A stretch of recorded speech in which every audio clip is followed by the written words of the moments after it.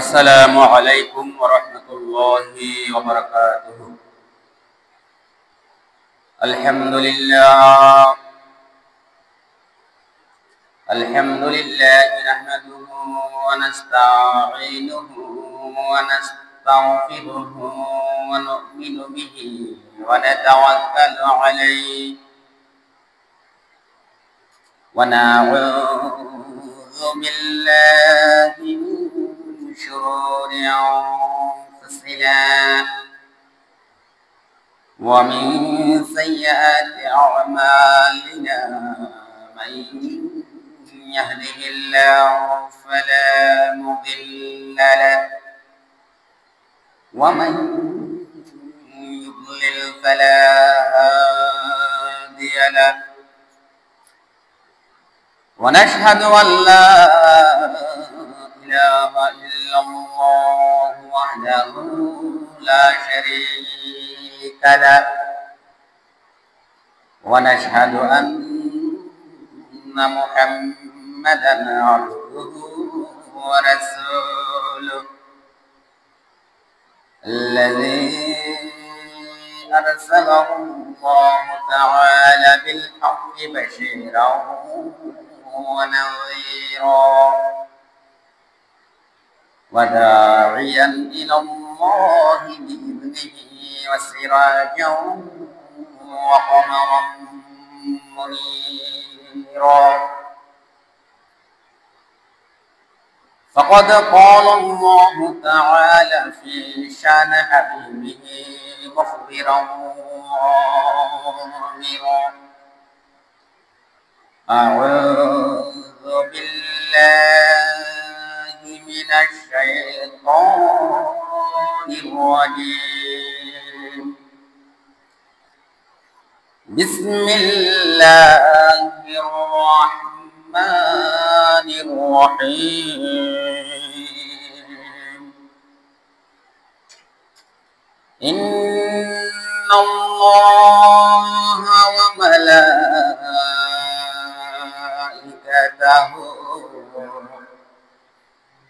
يصلون على النبي يا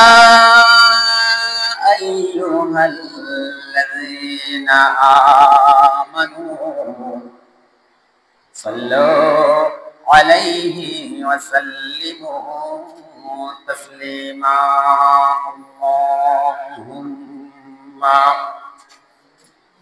صل على سيدنا مولانا محمد وعلى آل سيدنا مولانا محمد প্রাণ খুলে মহব্বতের সাথে আমরা সবাই পড়ি আল্লাহুম্মা সাল্লি আলা সাইয়্যিদিনা মাওলানা মুহাম্মদ ওয়া আলা আলি সাইয়্যিদিনা মাওলানা মুহাম্মদ বালাগাল উলা বিকামালিহি কাশাফাত দুজা বিজামালিহি حسنت جميع خصاله صلوا عليه وآله मुझे कुछ मिले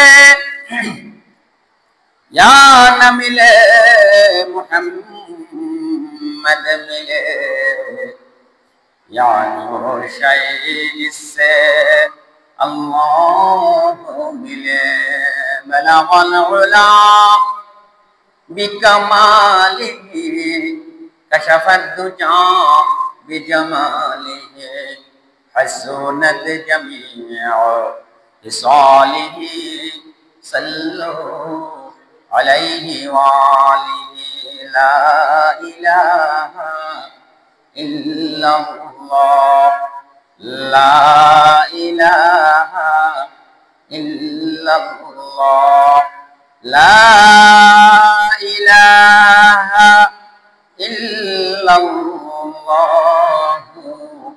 মুহাম্মাদুর রাসূলুল্লাহ। অধ্যকার আয়োজিত ঐতিহ্যবাহী লোহাগাড়া বাইতুল ইসলাম জামে মসজিদ দয়ার বরপাড়া দরবেশ হাট চট্টগ্রামে মহান আল্লাহ সুবহানাহু ওয়া তাআলা আমাদেরকে দয়া করে, মায়া করে, মহাব্বত করে আজ এই পবিত্র দিনে, পবিত্র জুমার দিনে জুমার নামাজের জন্য উপস্থিত হওয়ার জন্য তৌফিক দান করেছেন। সেজন্য আমরা সবাই মহান রব্বুল আলামিন যুল জালালি ওয়াল ইকরাম আল্লাহ সুবহানাহু ওয়া তাআলার নিকট শুকরিয়ার বাণী সকলে বলি আলহামদুলিল্লাহ। আলহামদুলিল্লাহ হামদান কাসীরা তাইয়্যিবান মুবারাকান ফী ইয়া রাব্বি লাকাল হামদ কামা ইয়ানবাগি লিজালালি ওয়াজহিকা ওয়া আযীমি সুলতানিকা। আমরা প্রশংসা করলাম কার?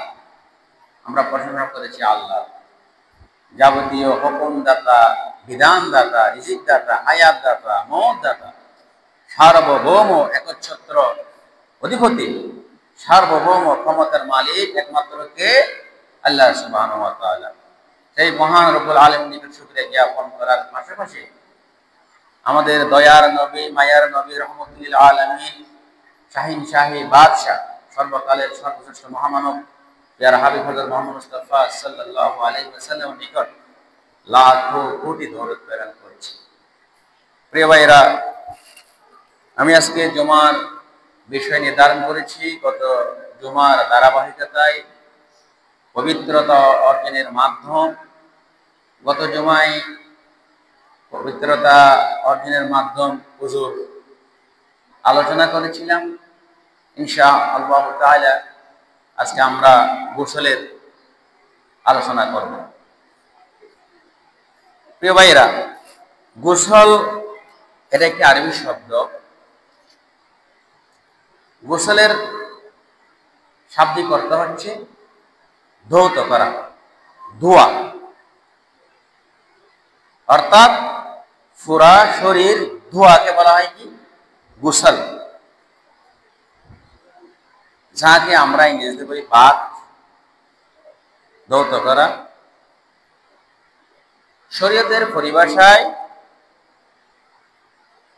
পবিত্রতা ও আল্লাহর নৈকট্য পাওয়ার উদ্দেশ্যে পবিত্র পানি দিয়ে পুরো শরীর ধোয়াকে কি বলে? গোসল বলে। তাহলে পানি হতে হবে পবিত্র, কার নৈকট্য লাভের জন্য? আল্লাহর নৈকট্য লাভের জন্য। সম্পূর্ণ শরীর ধোয়াকে বলা হয় কি? গোসল।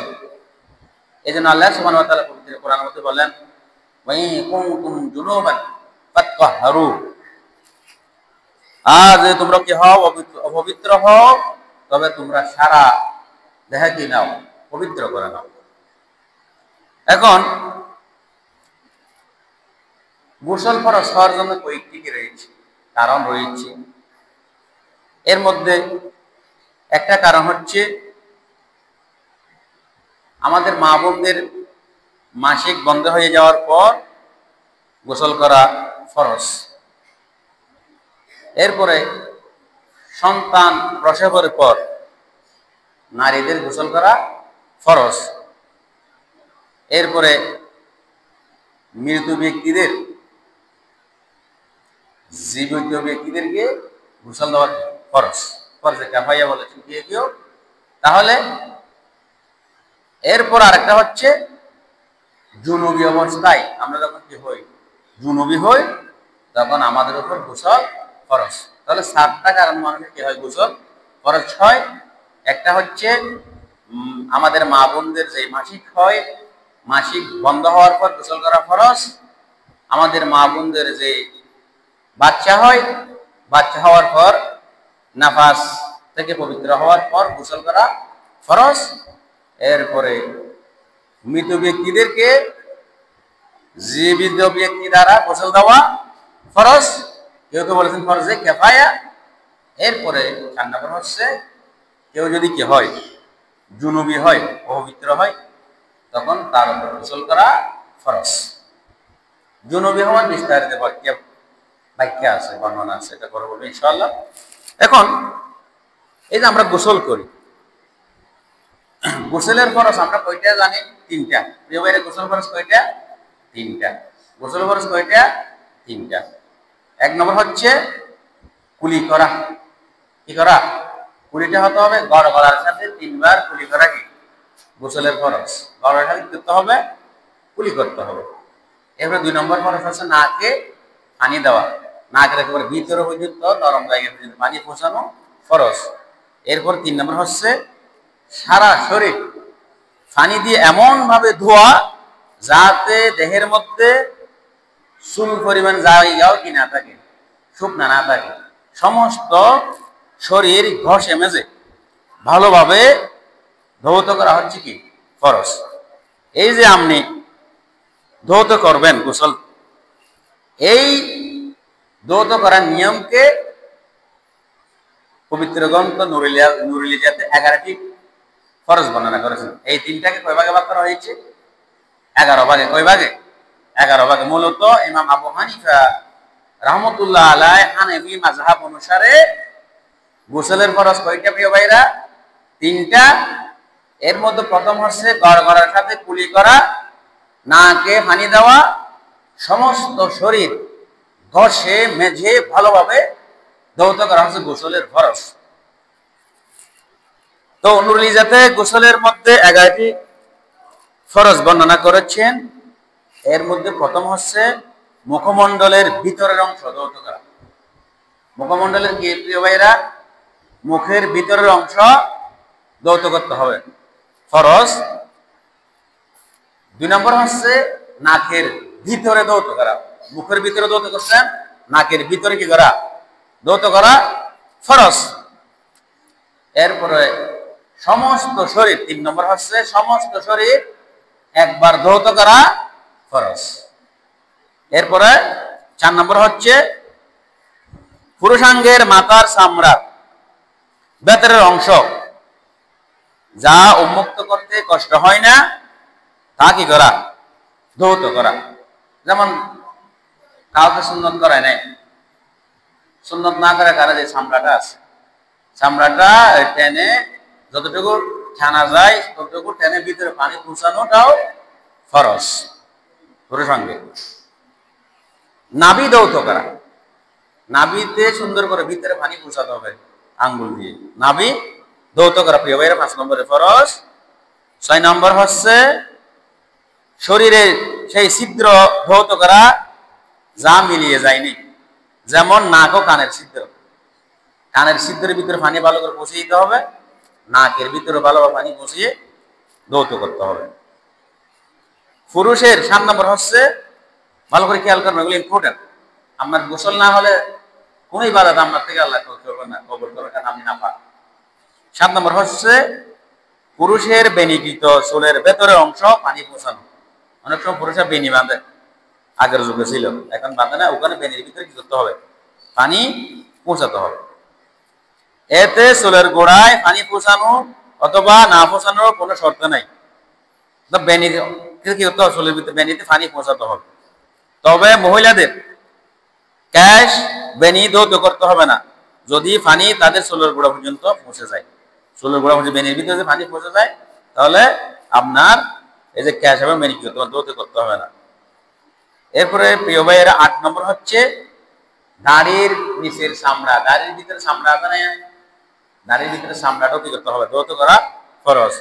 9 নম্বর হচ্ছে যদি কারো মুস্তাকে অনুরূপ মুসের ভিতরেও পানি দিয়ে ভালোভাবে করতে হবে, ঘষে মেজে ধৌত করতে হবে। এরপরে প্রিয় ভাইরা 10 নম্বর হচ্ছে ভ্রুর ভিতরে চামড়া আছে না, চামড়াও তো ভালোভাবে পানি করতে হবে, আপনাকে পৌঁছাতে হবে চামড়ার ভ্রুর চামড়ার ভিতরেও পানি পৌঁছাতে হবে। এরপরে প্রিয় ভাইরা 11 নম্বর হচ্ছে যৌনাঙ্গের বাইরের অংশ ধৌত করা। যৌনাঙ্গ, পুরুষাঙ্গ, নারীঙ্গ দুটোটার কি বাইরের অংশ কি করা? ধৌত করা ফরজ। অর্থাৎ ওই অংশটুকু ধৌত করা পেশাব করার পর সাধারণত যতটুকু ধৌত করা জরুরি মনে করা হয়, কতটুকু ধৌত করা হচ্ছে কি ফরজ। তো প্রিয় ভাইরা, এ হচ্ছে গোসলের 3টা ফরজের বিস্তারিত ব্যাখ্যা। আরেকটা বিষয় খেয়াল করবেন, যারা নেইল পালিশ ব্যবহার করে, বিভিন্ন রং ব্যবহার করে হাতের মধ্যে, তারা যদি জুনুবি হয়, অপবিত্র হয়, নেইল পালিশ যদি তারা তুলে না ফেলে, তাদের গোসলের ফরজ হবে না, আদায় হবে না। নেইল পালিশ আপনাকে তুলে ফেলতে হবে। আরেকটা বিষয় খেয়াল করেন, নখ আছে না, নখের ভিতরে পানি পৌঁছাতে হবে, এটা সূক্ষ্ম মশলা। নখের ভিতরে পানি পৌঁছাতে হবে। কারো যদি নখের মধ্যে ময়লা থাকে, গোসল ফরজ হয়েছে, নখের ভিতরে ময়লা, নখের ভিতরে গোড়ার মধ্যে পানি পৌঁছায় নাই, তখন তার গোসল আদায় হবে না। খুব কেয়ারফুল। আমাদের মা বোনরা যে নেইল পালিশ ব্যবহার করে, রং ব্যবহার করে নখের মধ্যে, ওই নেইল পালিশ তুলে না ফেললে, রং তুলে না ফেললে, সে আজীবন কি থেকে যাবে, নাফাক থেকে যাবে। এই 3টা গোসলের ফরজ যদি কেউ আদায় না করে, এটা খুব ইম্পর্টেন্ট, তাহলে তার গোসল কি হবে না, আদায় হবে না, সে আজীবন নাফাক থেকে যাবে। সে নামাজ পড়ুক, সে কোরআন তিলাওয়াত করুক, সে পবিত্র কাবা তাওয়াফ করুক, যাই করেন না, তার থেকে ইবাদত করতে কি হবে না, কবুল হবে না। খুব ইম্পর্টেন্ট বিষয়। আমাদের অনেকই আছে গোসল ফরজ হয়েছে, পুকুরে এসে ডুব মারি কি করে গোসল করে, কোথায় নাকে পানি দেওয়া, কোথায় কুলি করা, কোথাও শরীরে সমস্ত ছিদ্রগুলোতে পানি, তার মধ্যে কোনো কি নাই, খবর নাই, ডুবালটা মারে হুট করে কি এভাবে করে চলে গেছে, তার কি গোসল হয় না, সেটি হয়ে গেছে, নাফাক হয়ে গেছে। আপনি বিদেশি দামি দামি সাবান ব্যবহার করেও যদি শরীরের মধ্যে একেবারে সুগন্ধযুক্ত করে ফেলেন, কিন্তু আপনি গোসলের ফরজ যে 3টা বিস্তারিত 11টা যেগুলো বর্ণনা করেছি, সেভাবে গোসল করেন নাই, আপনার গোসল আদায় হবে না। আপনি কি করবেন, নাফাক থেকে যাবেন। এজন্য বি কেয়ারফুল, আমাদের এগুলো কি করতে হবে, মাথায় রাখতে হবে। প্রিয় ভাইরা, এরপরে আমরা তো গোসলের ফরজ গুলো জানলাম। গোসলের ফরজ, এখন আমরা ফরজ গোসল হয়েছে, আমরা তো গোসল ফরজ হয়েছে না, গোসল ফরজ হওয়ার আর জুনুবি আর 4টা কারণ বলছি না, এর মধ্যে একটা কারণ হচ্ছে যে কোনো ভাবে যদি কেউ কারো থেকে কি হয়, বীর্যপাত হয়, যে কোনো ভাবে, এটা স্বামী স্ত্রীর মিলনের মাধ্যমে হোক, অন্য কোনো মাধ্যমে হোক, যে কোনো ভাবে, স্বপ্ন দোষের মাধ্যমে হোক, কোনো অশ্লীল ড্রামা নাটক সিনেমা দেখার মাধ্যমে হোক, উত্তেজনা সহকারে যদি কি হয়, কারো বীর্যপাত হয়, অথবা আপনার এই যে পুরুষাঙ্গের যে সামনের মাথাটা আছে, সেটা যদি কোথাও আমরা কি করি, ব্যবহার করি, যে কোনো ভাবে যদি ব্যবহার করি, জীবিত মৃত যে কোনো ভাবে যদি ব্যবহার করি, তার উপর গোসল ফরজ। তারপর বিবাহে গিয়ে গোসল ফরজ, এগুলো মশলা জানা থাকতে হবে। গোসল ফরজ, এটাকে বলা হয় জুনুবি অবস্থা। যে কোনো ভাবে যদি কি হয়, বীর্যপাত হয়, তাহলে তার উপর কি হবে, গোসল ফরজ হবে। তাহলে এটা হচ্ছে 4 নম্বর জুনুবি। তাহলে গোসল ফরজ হওয়ার জন্য মাধ্যম কয়টা বলেছি প্রিয় ভাইয়েরা, 4টা। এর মধ্যে আপনার 74 নম্বর হচ্ছে এই যেটা বললাম, জুনুবি অবস্থা। কি অবস্থা, জুনুবি অবস্থা। আর মহিলাদের ক্ষেত্রে 2টা, হাইজ থেকে পবিত্র হওয়া, নাফাস থেকে পবিত্র হওয়ার পর গোসল করা ফরজ। আর মৃত ব্যক্তিদেরকে, জীবিত ব্যক্তিদেরকে গোসল দেওয়া ফরজ। আর জুনুবি হলে যে কোনো ভাবে যদি আপনার কি হয়, মনি বের হয়, তারপর কি গোসল ফরজ, ফরজ। তাহলে এই যে গোসল ফরজ হয়, এই 4টা মাধ্যমে, এগুলো বিস্তারিত বর্ণনা আছে, বিস্তারিত দিকে যাচ্ছি না। এরপরে আপনারা ফরজ গোসল কিভাবে করবেন। আমার উপর গোসল ফরজ হয়েছে 4টা কারণে। মহিলাদের 2টা কারণে গোসল ফরজ হয়, পুরুষদের অনেক কারণ, বিস্তারিত যাচ্ছি না। আর এই যে গোসলগুলো কিভাবে করাবেন, তাহলে ফরজ গোসলের নিয়ম হচ্ছে বিসমিল্লাহির রহমানির রহিম বলে গোসল শুরু করা। বিসমিল্লাহির রহমানির রহিম বলে কি করা, গোসল শুরু করা। তারপর উভয় হাতের কবজি পর্যন্ত দৌত করা, উভয় হাতের কবজি পর্যন্ত দৌত করা গোসলের শুরুতে। এবং বাম হাত দিয়ে লজ্জাস্থান কি করা, পরিষ্কার করা। ফরজ গোসলের নিয়ম। বাম হাত দিয়ে কি করবেন? লজ্জাস্থান পরিষ্কার করবেন, ডান হাত না। এবং কাপড় বা শরীরের কোনো অংশে নাফাক বা নাফাক জাতীয় কিছু লেগে থাকলে তা ধুয়ে নেওয়া। 4 নম্বরে কাপড়ের মধ্যে, শরীরের মধ্যে আপনার নাফাক লেগে আছে, ওই নাফাকগুলো কি করতে হবে? আগে ধৌত করতে হবে। এরপরে এই যে আমরা উজু করে নেওয়া, পা ধোয়া ছাড়া উজু করে নেওয়া, উজু যে তরিকাটা বলছি, পা ধোয়া ছাড়া কি করে নেওয়া? উজু করে নেওয়া। এরপরে গোসলের যে 3টা কাজ আছে, যেটা বললাম, কুলি করা, নাকে পানি দেওয়া, সমস্ত শরীর ভালোভাবে ধৌত করা, যেটা বললাম।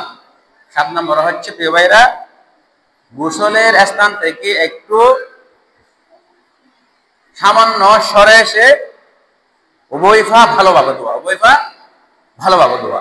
এভাবে গোসল করলে আপনার কি হয়ে যাবে? গোসল আদায় হয়ে যাবে। আপনি কি হয়ে গেছেন? আপনি ফুত পবিত্র হয়ে গেছেন।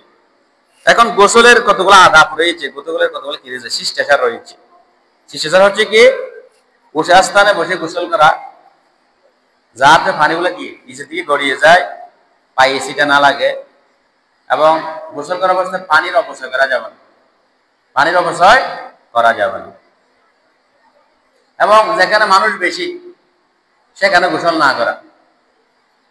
গোসল করার সময় ডান দিক থেকে শুরু করা, ডান দিক থেকে গোসল শুরু করা। এবং বাহিরের অঙ্গের চুল পরিমাণ জায়গাও যেন কি না থাকে, শুকনো না থাকে। যদি শুকনো থাকে কি হবে না? আপনার ফরজ গোসল আদায় হবে না। এরপর বলেছে আপনাদের নেইল পালিশ, রং বা সুপারগুল ইত্যাদি যদি শরীরে পানি পৌঁছানোর ক্ষেত্রে কি হয়? প্রতিবন্ধক হয়, তাহলে তা আপনাদেরকে উঠিয়ে নিতে হবে। নেইল পালিশ গুলা, রং গুলা আপনার যদি কোনো গাম শরীরের মধ্যে লেগে থাকে কি করতে হবে? তুলে নিতে হবে এবং ওগুলো তুলেই আপনাকে গোসল করতে হবে।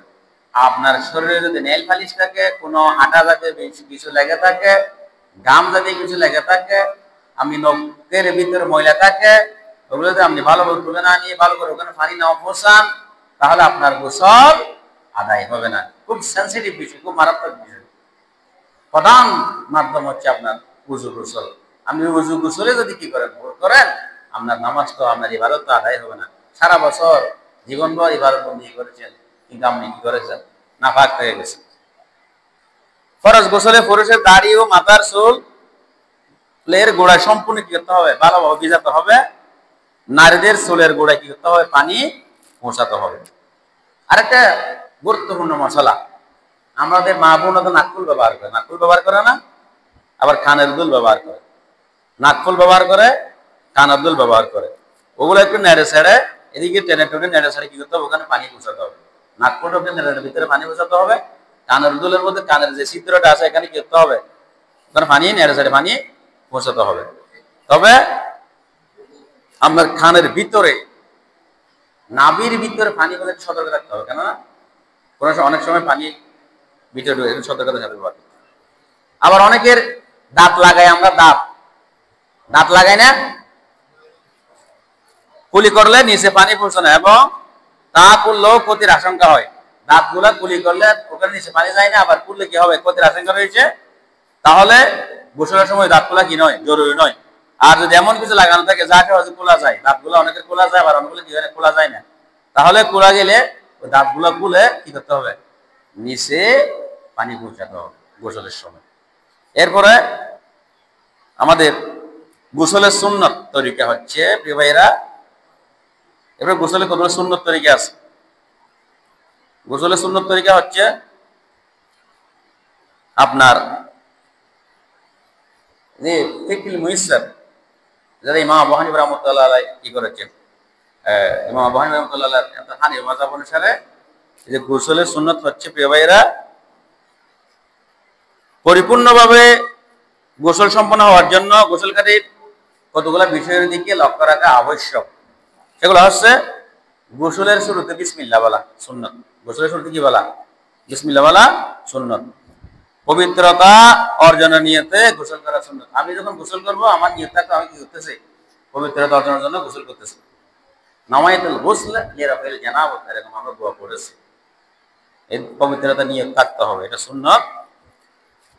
ওযু করার নিয়ত প্রথমে উভয় হাত কি করা? কবজি পর্যন্ত ধোয়াটা কি সুন্নত। এবং শরীর বা কাপড়ে নাপাক থাকলে গোসলের পূর্বে ধোয়া ফেলা কি সুন্নত। এরপরে গোসলের পূর্বে উযু করা।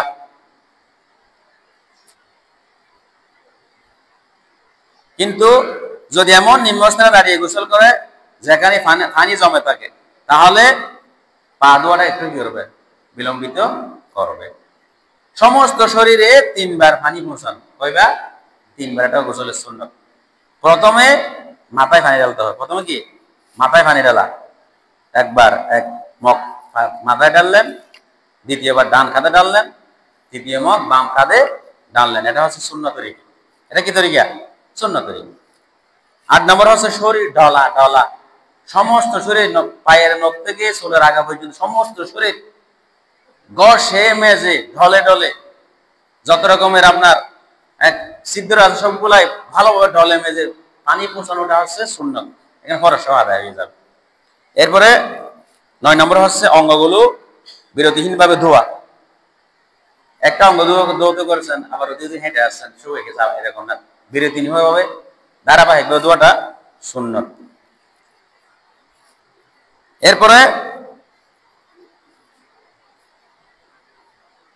আপনি যখন বিরাট একটা পুকুরে পানির মধ্যে নেমে গোসল করছেন, তখন আপনাকে এখানে ভালোভাবে ঘষে মেজে ডলে ডলে যে গোসলের সুন্নাত তরিকা, গোসলে যে ফরজ তরিকাগুলো আমি বর্ণনা করি, সেগুলো কি করতে হবে? আদায় করতে হবে। না হলে আপনার গোসল কি হবে না, পরিপূর্ণ হবে, আদায় হবে না। এরপরে প্রিয় ভাইরা, গোসল 3 প্রকার। গোসল হচ্ছে 3 প্রকার। 1 নম্বর হচ্ছে ফরজ গোসল, 2 নম্বর হচ্ছে সুন্নাত গোসল, 3 নম্বর হচ্ছে মুস্তাহাব গোসল। হানাফি মাযহাব অনুসারে গোসল কয় প্রকার? 3 প্রকার: ফরজ, সুন্নত, মুস্তাহাব। তাহলে আমরা গোসল কখন ফরজ হয় আমি বলি, 7টা কারণে কি হয় গোসল ফরজ হয়। এখন গোসল কখন সুন্নত হয়? 7টা কারণ, আবার বলতেছি, 7টা কারণে গোসল ফরজ হয়। হাইজ থেকে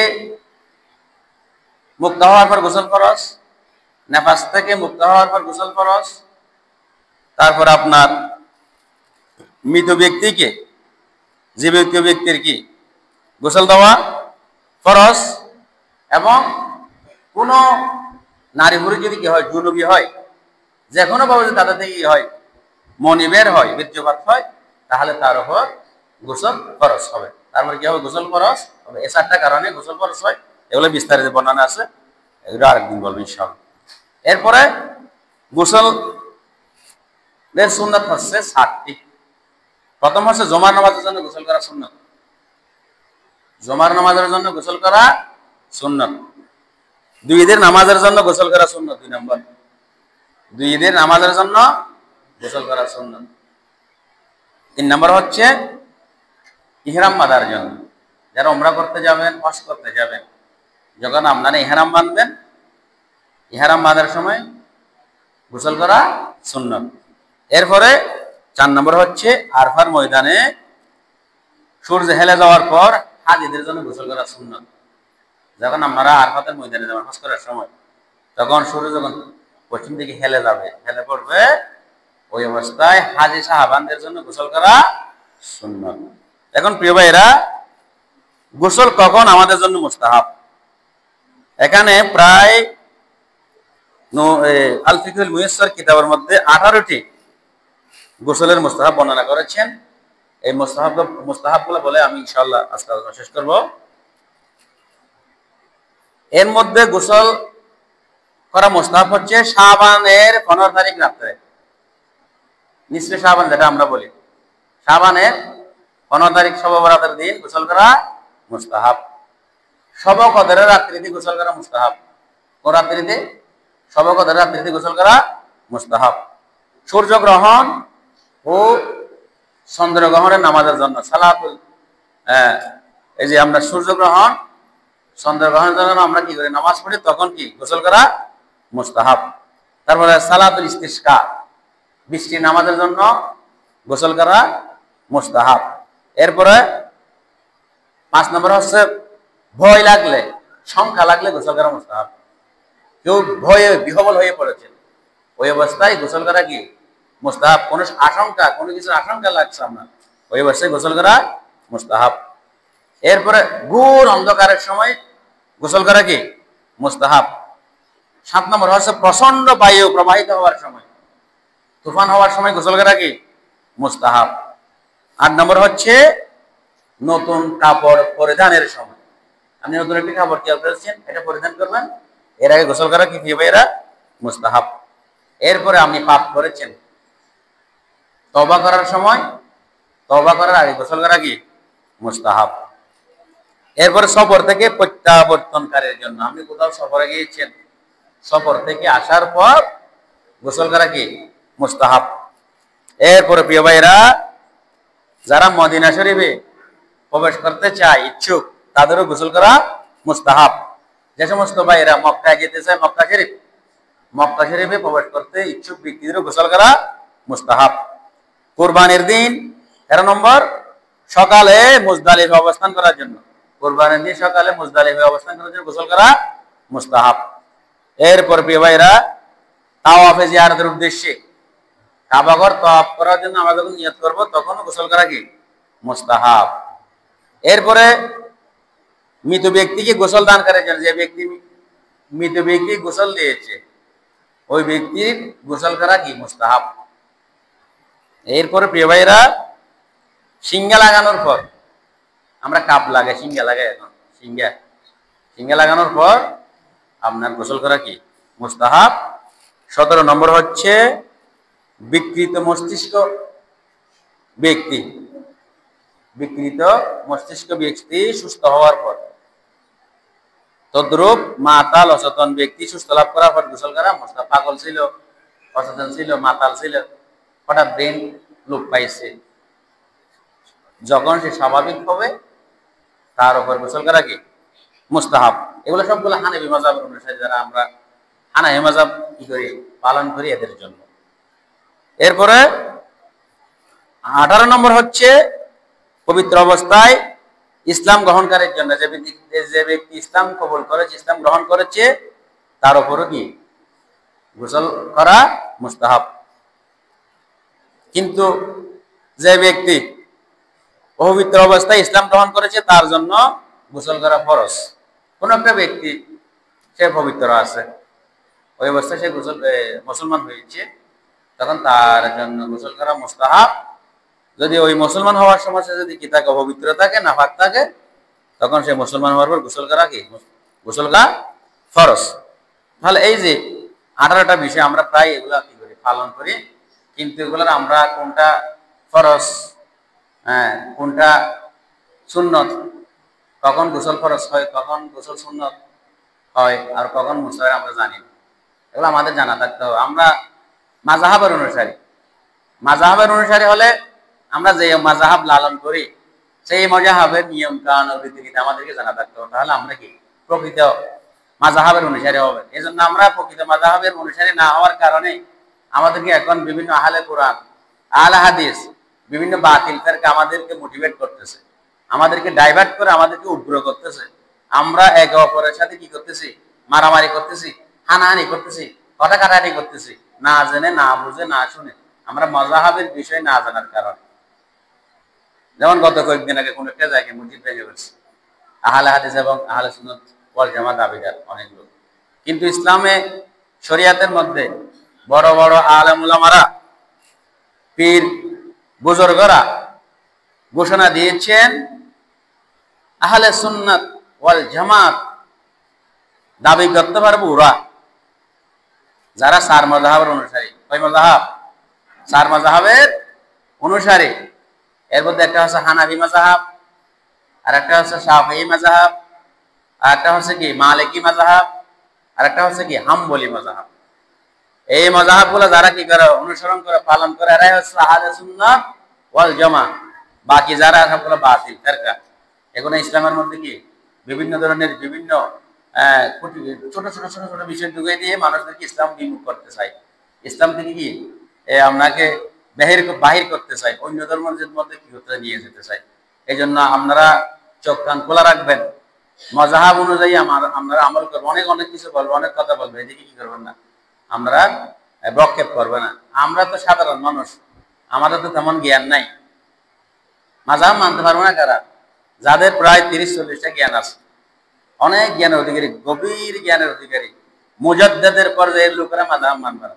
আমরা সাধারণ মানুষ, আমাদের তো মাযহাব মানতে হবে। আমরা ভালো করে সূরাতুল ফাতিহাটা ভালো করে পড়তে জানি না, ভালো করে গোসলের 3টা ফরজ। অনেকে দেখবেন যে এই জীবনভর এই গোসল করার সময় এই 3টা ফরজ আদায় করে না, এই নামাজ। এরকম কেউ থাকলে আল্লাহর কাছে তওবা তিল্লা করে, কান্নাকাটি করে তওবা করে, বিগত জীবনে যে গোসল আপনি ফরজ হয়েছে, গোসলের ফরজ আদায় হয় নাই, সেজন্য আল্লাহর কাছে কি করবেন? তওবা করবেন, মাপ চেয়ে নেবেন। এরপরে আজকে থেকে এই যে গোসলের 3টা যে ফরজ বললাম, গঙ্গার সাথে কুলি করে, নাকের ভিতরে ভালোভাবে পানি পৌঁছানো, সমস্ত শরীরে একেবারে যত রকমের ছিদ্র আছে সবখানে ভালোভাবে পানি পুষি, গস এই মেঝে ভালোভাবে ধৌত করা। এর মধ্যে গুরুত্বপূর্ণ বিষয় কতগুলা, নখের মধ্যে নেল পালিশ থেকে উঠিয়ে ফেলতে হবে, ঘাম লাগানো থাকলে উঠিয়ে ফেলতে হবে, শরীরের মধ্যে কোনো রং লাগানো থাকলে উঠিয়ে ফেলতে হবে, আপনার নখের ভিতরে ময়লা আবর্জনা থাকলে কি করতে হবে? বের করে ওখানে পানি পৌঁছাতে হবে। খুব ইম্পর্টেন্ট। এজন্য আমরা যেন ভালোভাবে গোসল করে আল্লাহ সুবহানাহু ওয়া তাআলার নৈকট্য হাসিল করতে পারি এবং পুত পবিত্র হয়ে আল্লাহ সুবহানাহু ওয়া তাআলা আমাদেরকে যা কিছু আদেশ করেছেন, ইবাদত বندگی করতে আদেশ করেছেন, সেগুলো যেন আমরা যথাযথভাবে পুত পবিত্র হয়ে পালন করে কাল হাসরের ময়দানে আল্লাহ তাআলা যেন আমাদেরকে সবাইকে জান্নাতুল ফেরদৌসের মেহমান হিসেবে কবুল করেন। সকলে বলেন আমিন। ওয়া আখিরু দাওয়ানা আলহামদুলিল্লাহি রাব্বিল আলামিন। আসসালামু আলাইকুম ওয়া রাহমাতুল্লাহি ওয়া বারাকাতুহু।